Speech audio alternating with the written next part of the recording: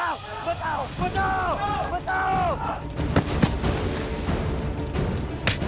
बचाओ बचाइए बचाइए बचाइए बचाइए बचाइए बचाइए बचाइए बचाइए मुझे क्षमा कर दे, मुझसे त्रुटि हो गई। क्षमा करे महाराज, क्षमा करे महाराज, क्षमा करे। जब से आपने महारानी का त्याग किया है, तब से मेरे पति आत्मग्लानि में दिन भर दिन घुट घुट के जी रहे। महाराज, मैंने उनको क्षमा कर दिया महाराज। वो आपसे क्षमा मांगना चाहते हैं महाराज, पर आपसे दृष्टि मिलाने की शक्ति नहीं है उनके पास महाराज। इस वजह से वो आपसे क्षमा मांगने नहीं आ पाए महाराज। जब तक आप इन्हें क्षमा नहीं करेंगे, तब तक ये अयोध्यावासी भी इन्हें क्षमा नहीं करेंगे महाराज। आप क्षमा कर दीजिए महाराज। देखिए इनका क्या हालत कर दिया इन लोगों ने महाराज। मुझे क्षमा कर दीजिए, मुझसे त्रुटि हो गई महाराज। खुदा भी ऐसा नहीं करूंगा।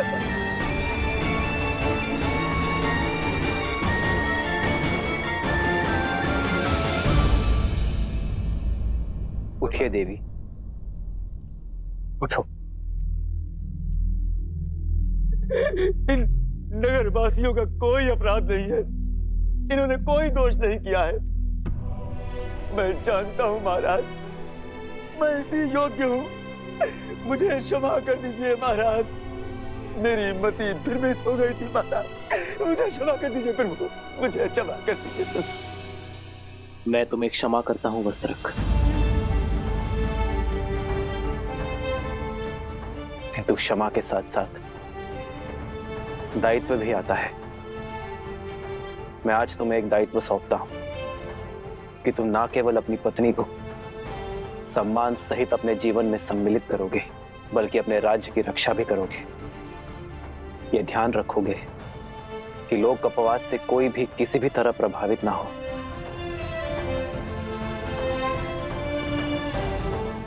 वस्त्रक, अब मेरे साथ साथ तुम भी राज्य की सेवा का दायित्व उठाओगे।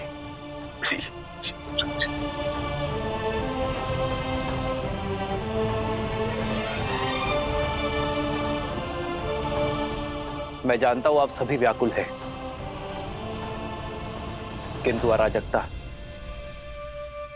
किसी समस्या का हल नहीं। यदि आप कुछ करना ही चाहते हैं तो अयोध्या को कर्म और धर्म की पराकाष्ठा बनाने की यात्रा में अपना सहयोग दीजिए। इस राज्य को राम राज्य बनाने में सहायता कीजिए। कहिए, क्या मेरी अयोध्या की प्रजा मेरी सहायता करेगी? अवश्य सहायता करेंगे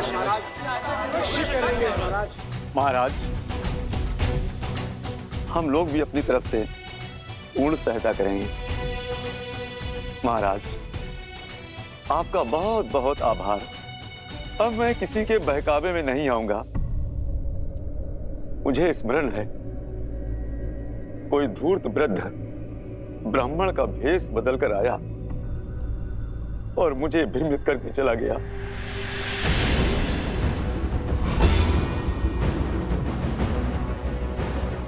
वस्त्रक, किस वृद्ध ब्राह्मण के बारे में कह रहे हो तुम? कौन है वो, कहां रहता है, बताओ मुझे। मैं उसे घसीट कर यहाँ इस सभा में लेकर आऊंगा। जिसने मेरी भाभी मां पर इतना बड़ा लांछन लगाया है, उसे तो पाताल से भी घसीट कर लाएगा ये लक्ष्मण। लक्ष्मण, संदेह फैलाने वाले को पकड़ने का कोई औचित्य नहीं है। औचित्य है महाराज।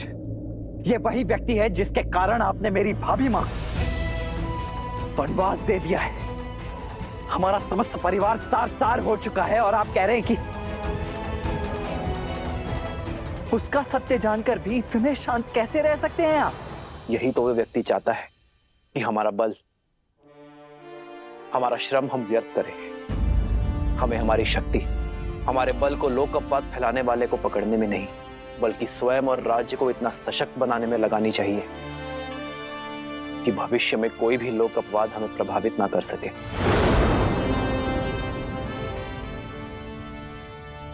परंतु मैं तो उस पापी को खोज कर रहूंगा जिसके कारण मेरी भाभी मां को उन्हें वनवास का दर्द सहना पड़ा।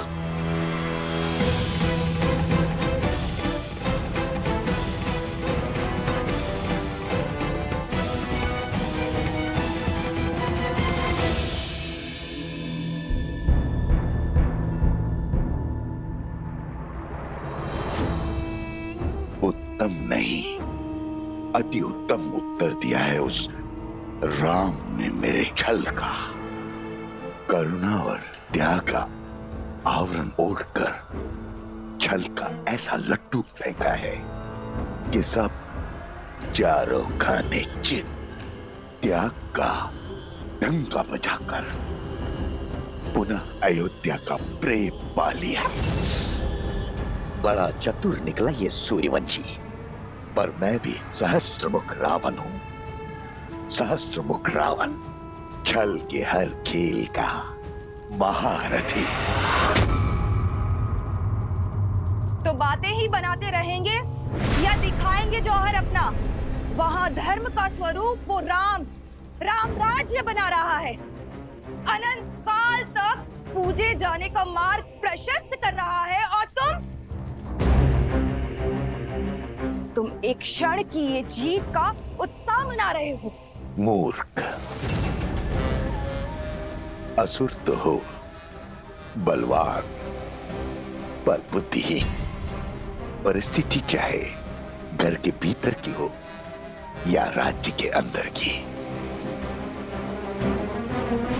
रणनीति सदा ही उभरती परिस्थितियों की प्रतिक्रिया होती है। तो फिर इस परिस्थिति से लड़ने के लिए तुम्हारे पास क्या योजना है भैया?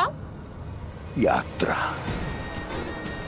अपनी माया से सीता को खोजने की तीर्थ यात्रा, और उसके बाद मुझे उसे खोजना है जो मेरी योजना का सहायक बने, अपने प्राणों की आहुति देकर मेरे लिए सफलता की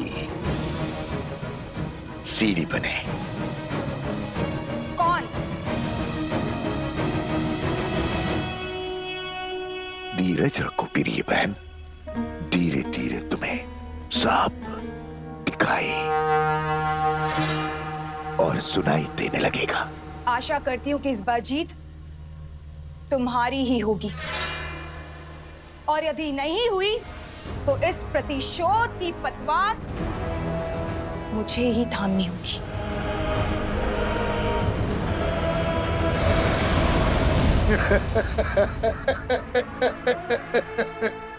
भावुक हो गई प्रिय बहन, भावुक हो गई।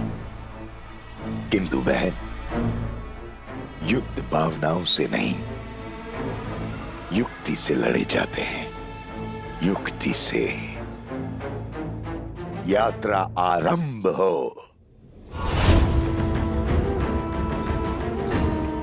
वो यात्रा जो सीता तक जाकर पूरी होगी। मैं आ रहा हूं देवी सीता, मैं आ रहा हूं।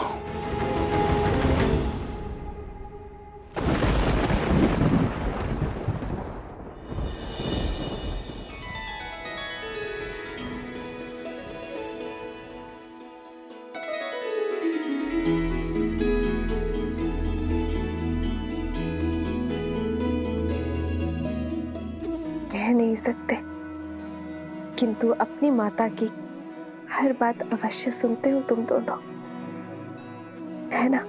तो चलो, आज तुम्हें अपने प्रभु की लीला सुनाती हूँ। राजा राम से तुम्हारा परिचय करवाती हूँ। वो राजा राम जिनकी भुजाओं में जितना बल है, उससे अधिक प्रेम उनके हृदय में है। अपनी प्रजा को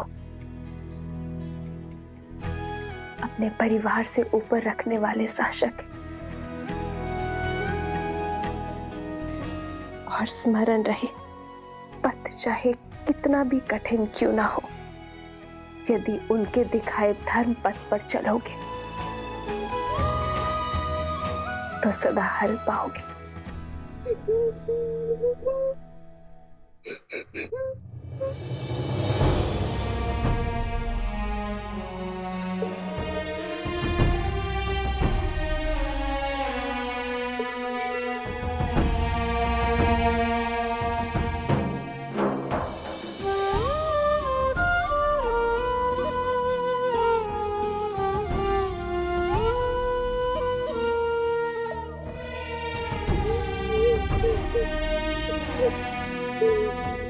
तुम रो क्यों रहे हो?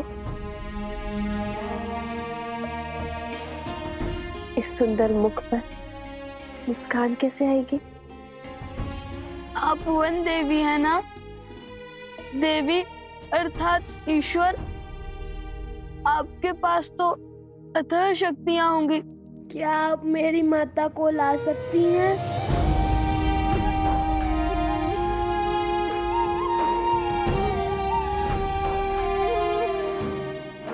कुमुदनी,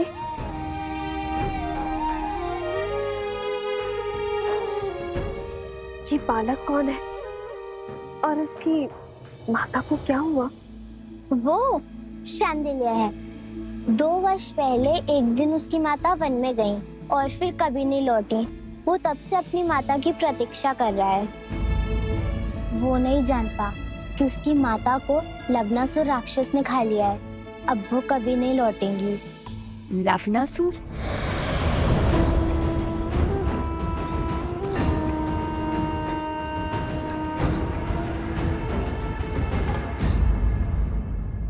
पुत्र अर्जुन,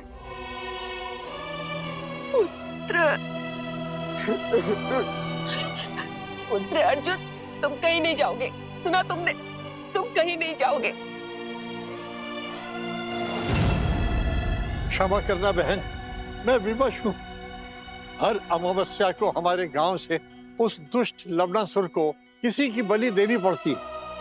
इस बार तुम्हारे घर की बारी। इकलौता पुत्र है मेरा, इसका बलिदान कैसे दे दूं? इसकी मृत्यु से ये मेरा पूरा वंश नष्ट हो जाएगा। मुखिया जी, कुछ तो कीजिए।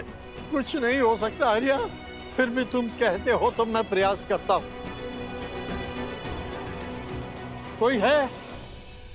अरे है कोई जो पुत्र अर्जुन के स्थान पर अपना बलिदान देने को सज्ज हो?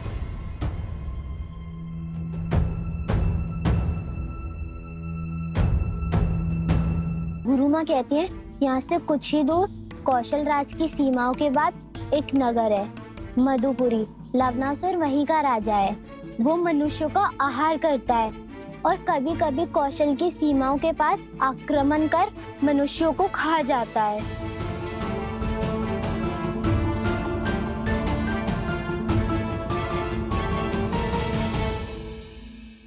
तुम मेरी एक सहायता करोगी?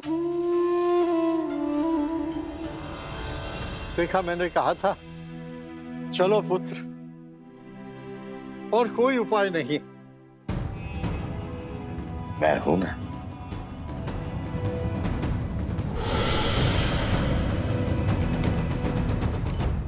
रुक जाओ।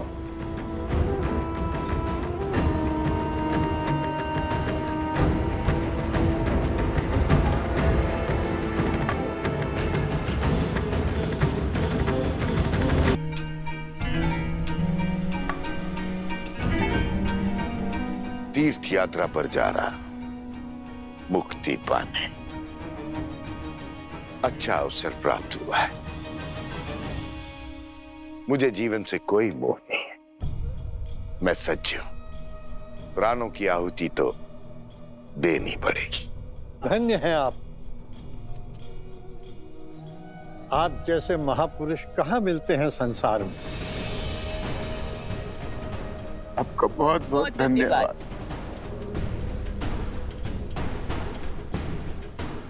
आओ मित्र।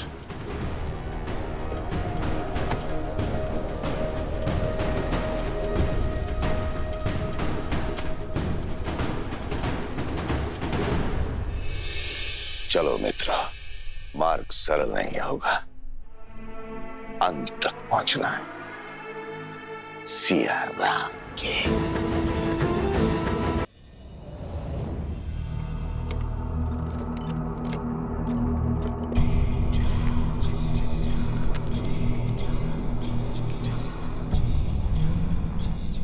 आओ लवनासुर, आज अमावस्या की रात्रि है, भक्षण करो मेरा, लेकिन मेरे गांव वालों को छोड़ दो। लवनासुर,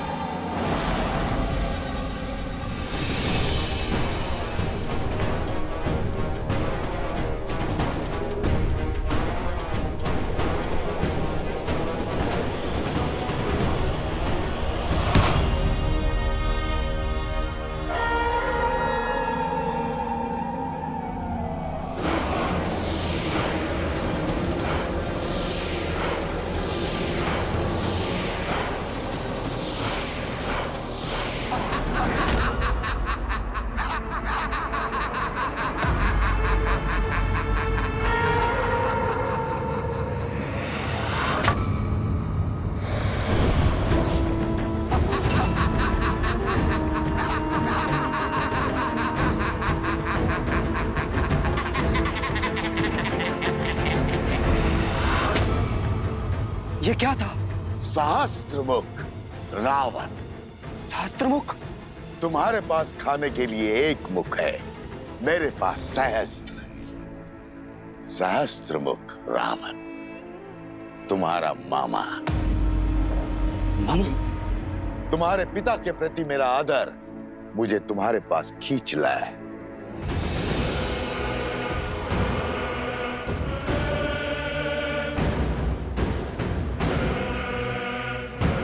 असुर आदर से नहीं, स्वार्थ से आते हैं। स्वार्थ हो या भूख, मैं शांत करने आया। बड़ी दया आ रही है मुझे तुम पर। महान असुर, मधुर राक्षस के पुत्र होकर ऐसी दीनता। अपने पिता की दी हुई सौगात इस मधुपुरी राज्य में ही संतुष्ट हो। छोटे मोटे कीड़े मकोड़े जैसे मनुष्यों को खाकर जी रहे, शर्म नहीं आती? स्वार्थ आज भूख का बहाना बन के आया है। यदि मेरे मामा ना होते तो अभी अपनी भूख को शांत कर देता और आपके साथ खेल में नहीं उलझता। मैं उलझाने नहीं, उत्साह बढ़ाने आया हूं। प्रतिशोध का उत्साह बढ़ाने। लंकेश की मृत्यु का प्रतिशोध लेने आया हूं मैं उस राम से, उस राम से जिसने राक्षसों की गरिमा और सम्मान का अंत किया है, लंका से लंकेश और राक्षसों से रावण को छीना है। अब मुझे उस राम को पराजित करना है, उसकी शक्ति, उसकी पत्नी को उसके पराजय का दृश्य दिखाना है। पर उसको ही क्यों? नर की शक्ति उसकी पत्नी होती है। नर यदि बलवान देह है तो पत्नी रीढ़ की हड्डी। बिना रीढ़ की हड्डी के बलवान देह का कोई महत्व नहीं। इसलिए हमें वार देह पर नहीं, रीढ़ की हड्डी पर करना होगा। सुना है कि सीता साक्षात लक्ष्मी का अवतार है, किंतु है तो मानव, निर्बल।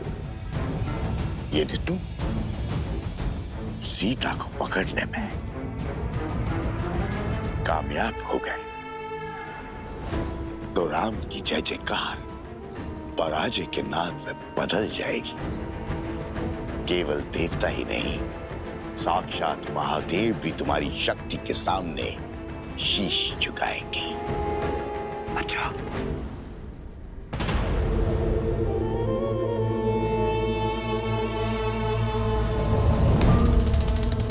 राम राज्य की स्थापना हमारी पराजय है। हमें राम राज्य की स्थापना को रोकना होगा। इसलिए सीता मुझे जीवित चाहिए, जीवित। यदि किसी तरह सीता पुनः अयोध्या की सीमा लांघने पे विवश हो जाए तो प्रजा का विश्वास टूट जाएगा। सियाराम का त्याग लोगों को ढूंढ लगेगा और फिर पुनः होगी अग्निपथ।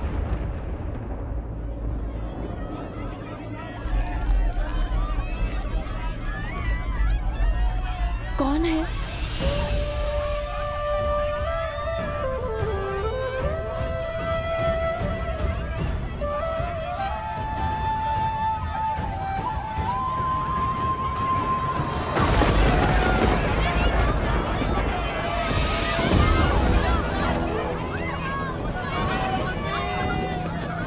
हमारी सहायता कीजिए, हमारे घर जल रहे हैं। यहाँ पे शरण लीजिए।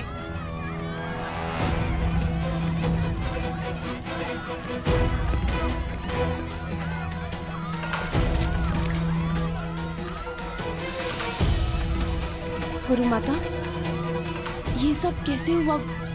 10 कोस पर इनका गांव है। लगता है लवणासुर ने आक्रमण किया है। इसी कारण ये भागकर आश्रम में शरण लेने आए हैं। लवणासुर? वो मनुष्यों का आहार करता है और कभी कभी कौशल की सीमाओं के पास आक्रमण कर मनुष्यों को खा जाता है।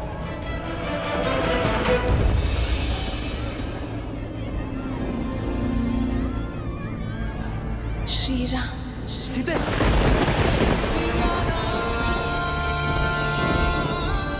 सीते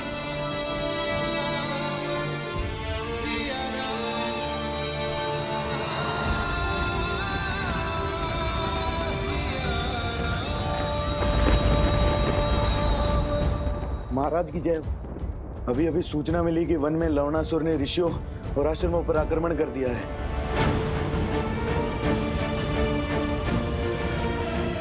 लवणासुर, कहीं इसका मंतव्य मेरी सीता को क्षति पहुंचाना तो नहीं? वन देवी, मैंने सुना है यहाँ पर किसी लवणासुर का प्रकोप है। क्या वो हम सबको मार देगा? मेरी माता को भी? किसी को कुछ नहीं होगा, ना तुम्हें और ना ही तुम्हारी माँ को।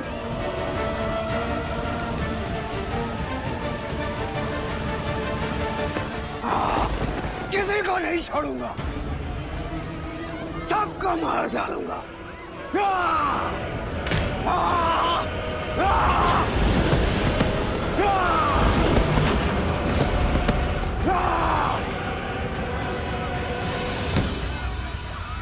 लवणासुर, हर अमावस्या को हमने एक नर बलि देने का वचन दिया था और उसे निभाया भी। फिर इतना हाहाकार, इतना क्रोध क्यों? ये क्रोध नहीं, प्रतिशोध है। और यहाँ केवल राक्षस रहेंगे।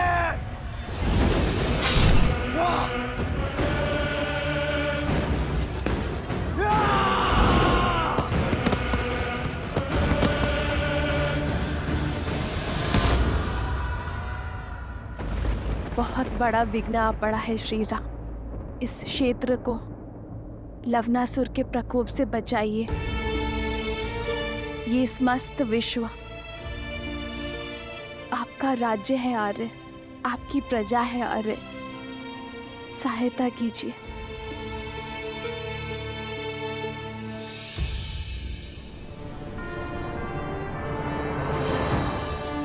उत्तर की ओर यहां मधुपुरी नाम की एक नगरी है। लवणासुर यहां अधर्म का राज चलाता है, परंतु अचानक उसने इसके समीप बसी कोसल राज्य की सीमा क्षेत्र पर आक्रमण किया है। वहां वो वनवासियों को मार रहा है। गांव के गांव खाली हो रहे हैं।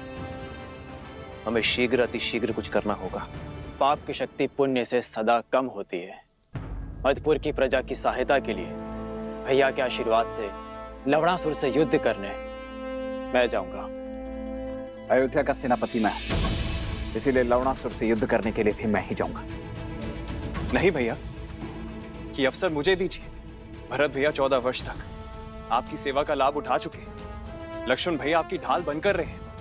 आपके साथ भीषण युद्ध लड़े उन्होंने। कृपया मुझे लवणासुर को मारकर अपनी प्रजा की रक्षा और पराक्रम के प्रदर्शन का अवसर दीजिए।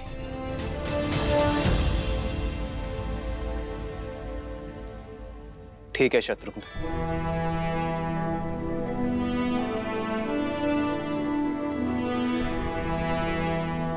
कूच की तैयारी करो शत्रुघ्न। मधुपुरी की प्रजा को एक नए राजा की आवश्यकता होगी। मुझे विश्वास है कि तुम लवणासुर का वध करने में सक्षम होगे, इसलिए कूच करने से पूर्व एक कार्य करना आवश्यक है शत्रुघ्न।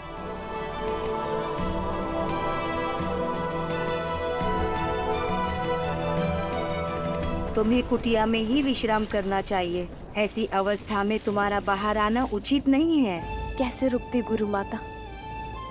केवल अपने बारे में ही नहीं, समाज और संसार के बारे में भी तो सोचना है। भगवान वाल्मीकि के आदेश अनुसार भारद्वाज ऋषि यज्ञ आरंभ करेंगे लवणासुर की शक्तियों को कम करने। हाँ गुरु माता, तपस्वियों का कर्तव्य है यज्ञ और प्रार्थना करना।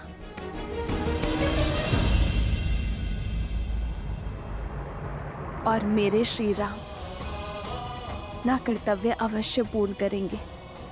बस उन्हें सूचना मिलने भर की देर है। वो लवणासुर के आतंक का अंत करने में विलंब नहीं करेंगे।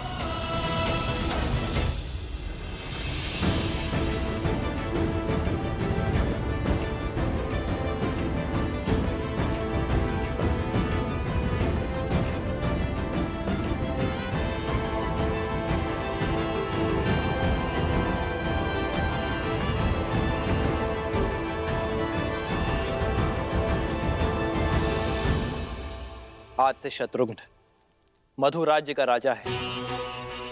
आज से उस क्षेत्र की रक्षा करना तुम्हारा धर्म है शत्रुघ्न। किंतु स्मरण रखना, एक न्यायप्रिय राजा किसी अन्य प्रजा पर अकारण युद्ध नहीं थोपता। अपनी प्रजा पर संकट आने पर वो युद्ध करने से पीछे नहीं हटता। मधुपुरी महाराज शत्रुघ्न की, मधुपुरी महाराज शत्रुघ्न की। शत्रुघ्न, मधुपुरी क्षेत्र की स्थापना लवणासुर के पिता मधुराक्षस ने की थी। उसके तप से प्रसन्न होकर महादेव ने उसे अपनी त्रिशूल से भी अधिक शक्तिशाली त्रिशूल वरदान में दिया था। उसकी मृत्यु के बाद मधुराक्षस ने यही त्रिशूल अपने पुत्र लवणासुर को दिया। उस त्रिशूल की शक्ति से लवणासुर ने तीनों लोकों में हाहाकार मचाया। उसकी प्रजा उससे अत्यंत भयभीत है शत्रुघ्न। अब तक तो वो शांत था, किंतु अब उसके प्रकोप ने हर सीमा लांघ दी है। हमारी राज्य के सीमा के निकट प्रहार करने का दुस्साहस किया, प्रजा को कष्ट पहुंचाया। अब तुम्हें इसका प्रतिघात लेना होगा। यशस्वी भव।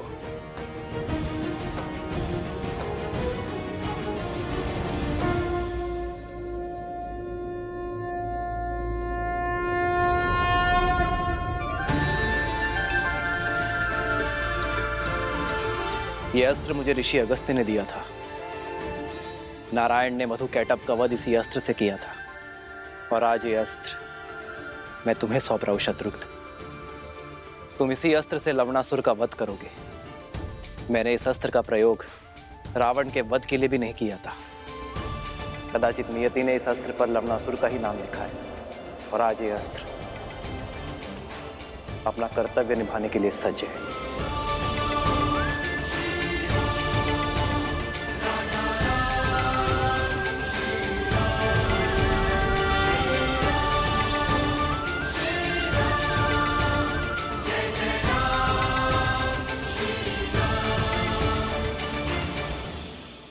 विजयी भव।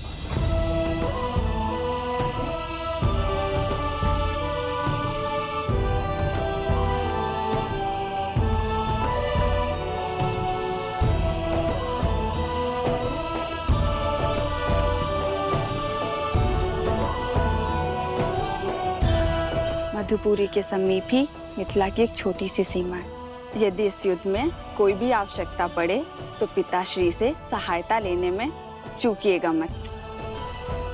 महादेव आपको विजय दे।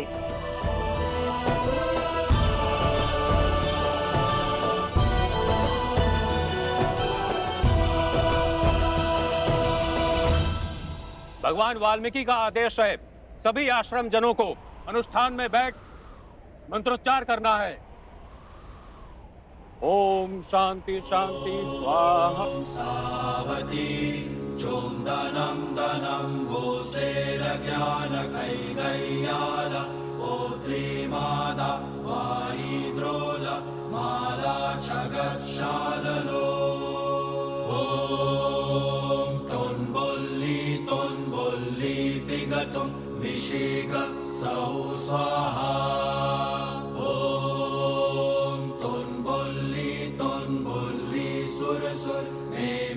वन देवी, तुम ठीक हो? लगता है प्रसव की पीड़ा आरंभ हो गई है। इन्हें कुटिया में जल्दी ले जाने का प्रबंध करो। श्री राम, श्री राम।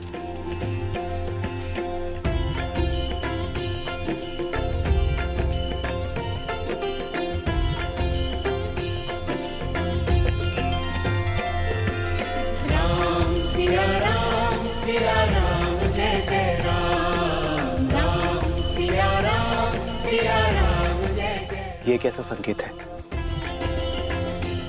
मेरी सीता ठीक तो है? मुझे मेरे आराध्य की मूर्ति दे दीजिए।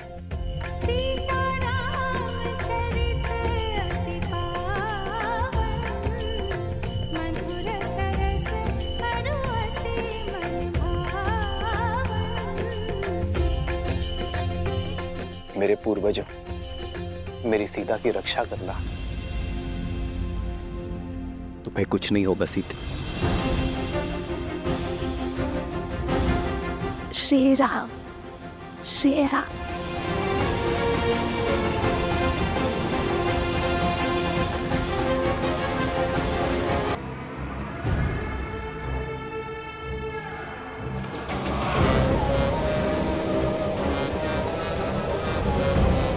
सीमा तो सुरक्षित है आश्रमवासियों। हम सीमा पार करके अंदर नहीं आ सकते, लेकिन तुम लोगों को बाहर तो ला सकते हैं।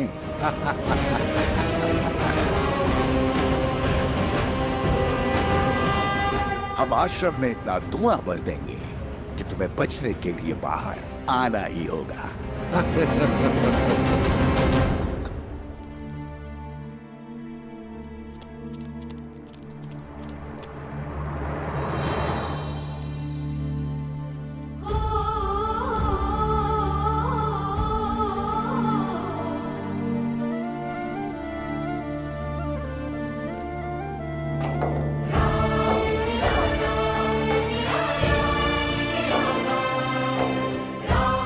सीते,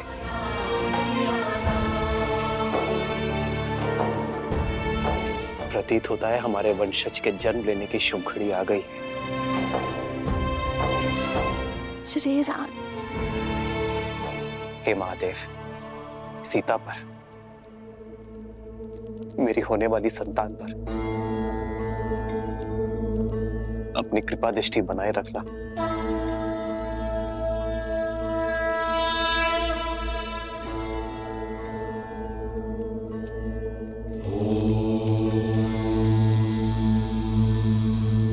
चिंता का कारण दिखाई दे रहा है ऋषिवर। वन देवी की प्रसूति में बाधा आ रही है। किसी वैद्य को बुलाना होगा। गर्भ में 2 संतान हैं। यदि समय पे प्रसूति नहीं हुई तो वन देवी पे संकट आ सकता है। देखिए, स्थिति विकट है। इस समय आश्रम से बाहर जाना असंभव है। किसी भी अवस्था में अनुष्ठान रुकना नहीं चाहिए। ओम नमः शिवाय। ओम शांति।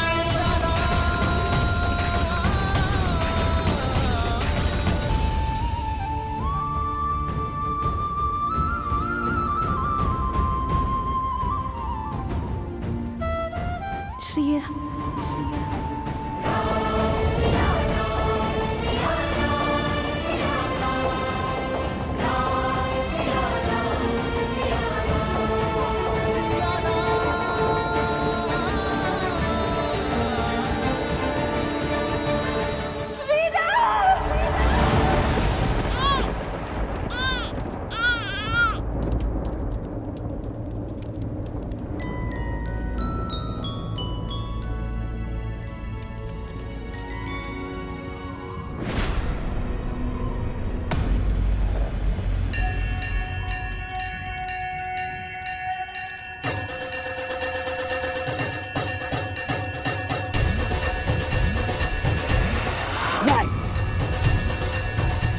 ऐसा नहीं हो सकता।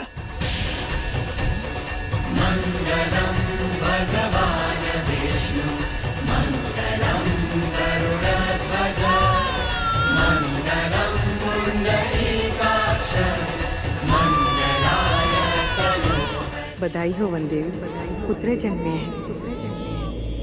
2 सुंदर पुत्रों की माता बनी है तुम।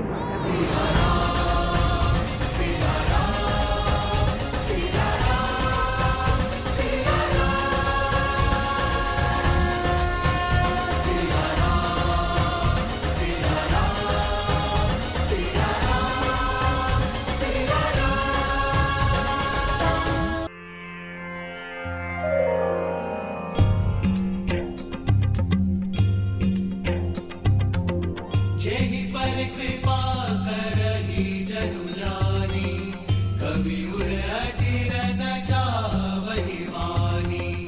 देव शिशु जन विलाति सूरा कल्पलोक अति दिव्य विधूरा। एक मुख सूरज एक मुख चंदा दिए सिया के सुख आनंदा। एक एक आत यमज युगला जानकी सुत रूप नव कुश होला।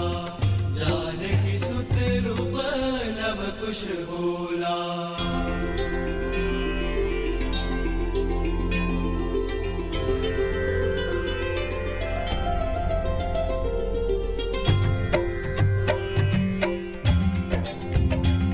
जो नदी के तट को मिलाते से तू जन्मे मात पिता मिलन के हेतु। रामचंद्र सिय विरह घटाने प्रकटे लव कुश रूप सुहाने। रूप सुहाने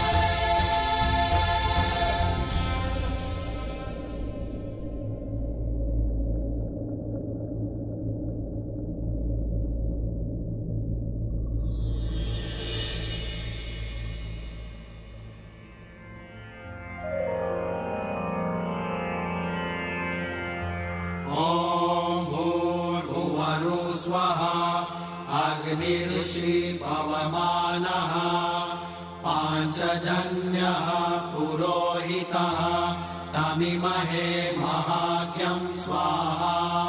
इदम् अग्नये पवमानाय इदं नमः।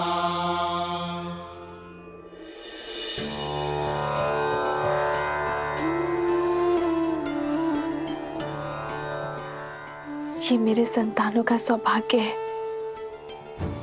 कि इन्हें यहाँ आपके आश्रम में ज्ञान और सदाचार के इस भूमि में इन्हें जन्म लेने का अवसर मिला।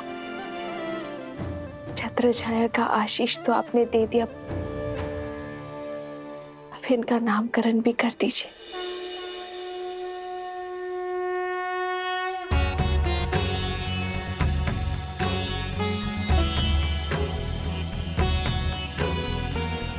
तुम्हारा ये पुत्र दुर्वा के निचले भाग, उसका आधार लावा से शुद्ध होना चाहिए, इसलिए इसका नाम लव होगा।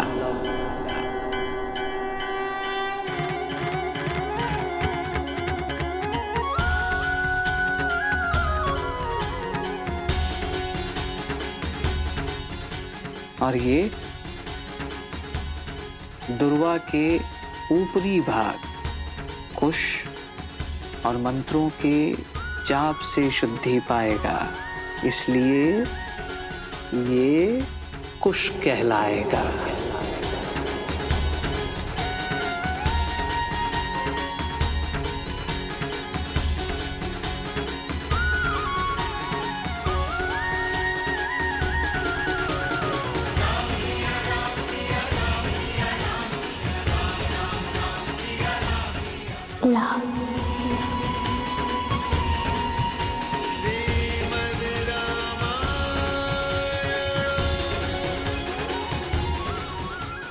कुश लव कुश। सीता, तुम्हारे ये पुत्र अपने शौर्य और वीरता के लिए जाने जाएंगे।